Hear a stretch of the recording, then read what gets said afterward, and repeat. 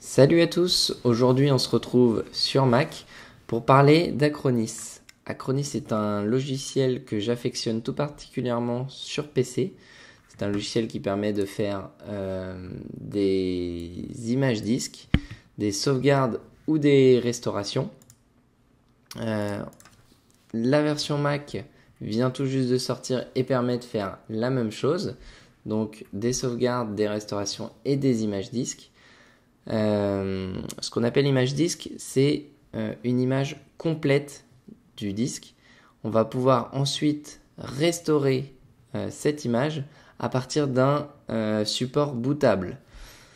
On va tout de suite voir justement cette partie. On peut créer dans les options ici un support de secours. Donc c'est le support sur lequel vous booterez depuis l'ordinateur pour faire votre restauration. C'est-à-dire que vous n'avez pas besoin de réinstaller OS X pour faire votre restauration. C'est ce support de secours qui va vous permettre de tout restaurer, que ce soit OS X ou vos données. L'interface est assez minimaliste. On se retrouve avec le dossier, le disque à sauvegarder et le disque de destination.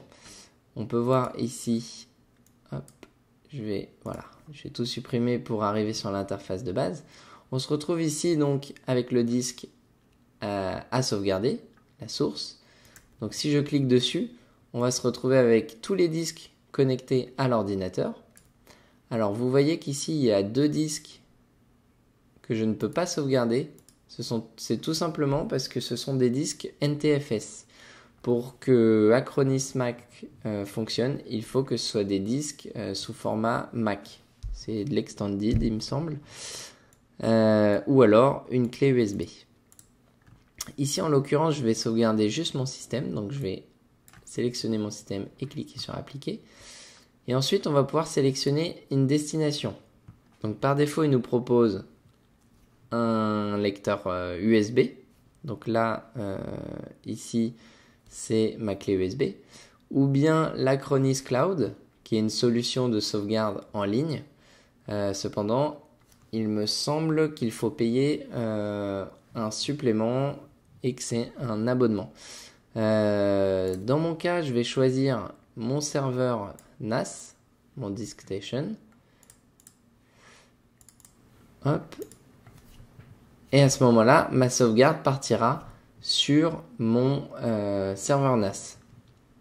Mon serveur NAS étant sauvegardé sur le cloud, la boucle est bouclée. Au niveau de l'interface, donc encore une fois c'est minimaliste. Vous voyez qu'en haut on peut créer une nouvelle sauvegarde. Ici, je ne sais pas à quoi ça sert, mais pas à grand chose a priori. On peut restaurer donc des fichiers à partir d'une sauvegarde existante. On n'est pas obligé de restaurer toute une image disque. Et c'est à peu près tout. Après, c'est l'aide et la base de connaissances. Dans les paramètres, ici, on va pouvoir planifier notre sauvegarde. Donc, soit on la fait manuellement, soit elle sera quotidienne, hebdomadaire ou mensuelle. Vous pouvez également chiffrer la sauvegarde, ce qui vous permettra, dans le cas où vous sauvegardez sur un disque USB, de les chiffrer. Et donc, si vous perdez ce disque ou vous le faites voler, la personne qui récupère le disque ne pourra pas récupérer vos données. Ça, c'est dans la théorie. Si c'est quelqu'un de très compétent, il devrait pouvoir faire quelque chose. Donc moi, je ne vais pas le planifier puisque je le fais manuellement.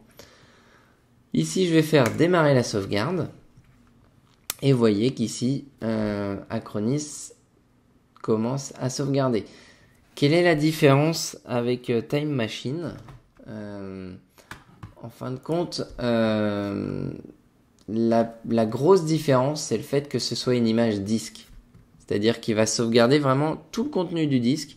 Et si jamais vous avez un gros plantage, il n'est pas nécessaire de réinstaller OS X. Acronis réinstalle tout pour vous.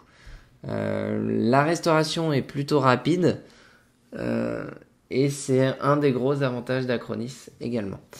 Donc voilà, je vous ai montré, c'était vraiment un aperçu rapide de ce que fait Acronis sur Mac, mais en même temps, contrairement à la version PC, on a beaucoup moins d'options. C'est pas plus mal parce qu'on n'est pas perdu. Et puis voilà, on a fait le tour. Je vous dis à très vite dans une autre vidéo. Ciao ciao!